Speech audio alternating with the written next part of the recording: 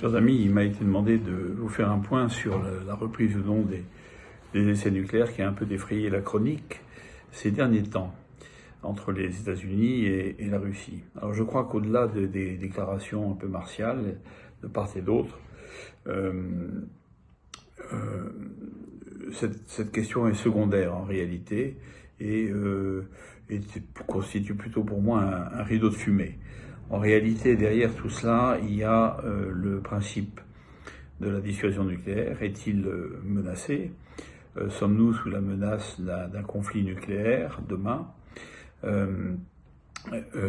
Au moment où d'ailleurs se trouve enclenché, publié, un plan de paix pour l'Ukraine, qui est publié par l'Amérique, bien sûr, par les États-Unis.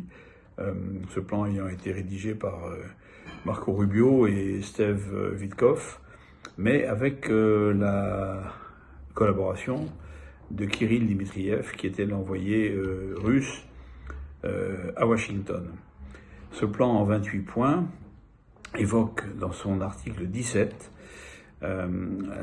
tout simplement, que je vais vous lire dans son intégralité, les États-Unis et la Russie s'accorderont pour prolonger la validité des traités sur la non-prolifération des armes nucléaires et leur contrôle. Ça veut dire, c'est très important, ça veut dire que le traité New Start, qui prendra fin le 6 février 2026, que les États-Unis n'avaient d'ailleurs pas ratifié en leur temps, revient sur le devant de l'actualité et que tous ces traités sur la limitation des armements stratégiques nucléaires, pour les deux pays, pour les deux puissances, revêtent toute leur importance comme par le passé. Et bien entendu, derrière, on regarde aussi vers la Chine, parce que la Chine est aussi une puissance nucléaire majeure, mais aussi vers les autres puissances nucléaires de la planète. Je pense à la France en particulier, mais on peut aussi parler du Pakistan, on peut parler de la puissance nucléaire d'Israël qui n'est pas reconnue, mais qui est réelle, peut-être de l'Iran demain, on ne sait pas.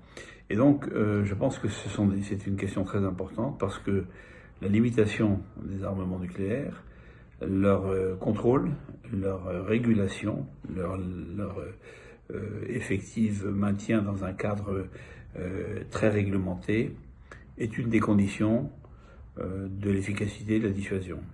La dissuasion dont le principe, je vous le rappelle, est très simple. Le déclenchement d'une frappe nucléaire appelle la réciprocité, puisque immédiatement détectée au départ du coup, si je puis dire, permet à la partie adverse de vous renvoyer sa frappe nucléaire à elle, mettant ainsi un terme de part et d'autre à toute velléité guerrière, puisque c'est l'autodestruction mutuelle assurée. Donc on voit bien que cette question est extrêmement importante, et je pense que là-dessus, la publication de ce plan américain pour la paix en Ukraine, à travers cet article 17, est très intéressant, parce qu'il montre que ces deux puissances, qui ont rétabli des contacts depuis la rencontre entre M. Trump et Poutine en août dernier à Anchorage, en Alaska, et une volonté de maîtriser tout élan guerrier qui serait inapproprié en matière nucléaire. Voilà en gros ce que je voulais vous dire. Je vous remercie de m'avoir écouté.